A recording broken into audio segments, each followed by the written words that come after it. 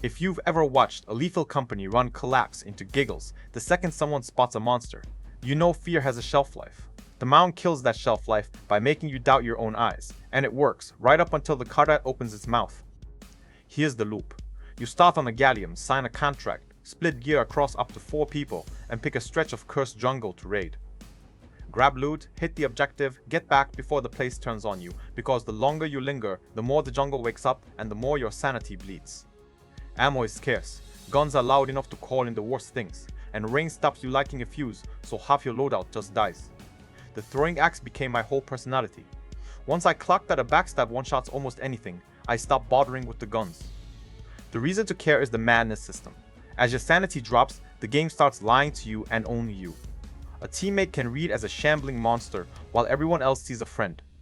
A safe path can be a pit of spikes that only you can see, and I watched a squad scream at one guy as he strolled calmly to his death. Die without a fast revive, and you come back as a corrupted version of yourself, hunting the people you were just helping.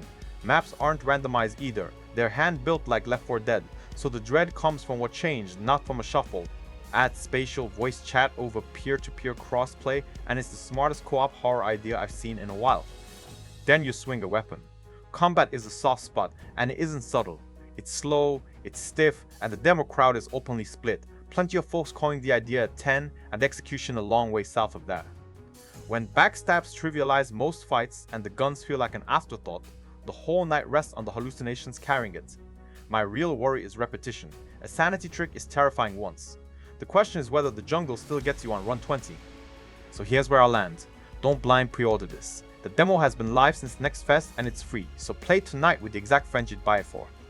If the madness system grabs your group the way it grabbed mine, wishlist it and ride the launch discount. If the clunky combat is a deal breaker in the demo, it is not getting fixed by July. The Mound is a wait and try, not a wait and hope. Honestly, the combat is rough enough that I think this lives or dies on whether your friends are funny under pressure. The game itself is almost a side dish. So tell me, did Lethal Company actually stay scary for you, or did it turn into a comedy podcast by week 2? That's the exact bar this has to clear. We're deep in this summer's co-op horror flood, and most of it blurs together, so if you want the honest read on which ones earn your squad's Friday night, stick around.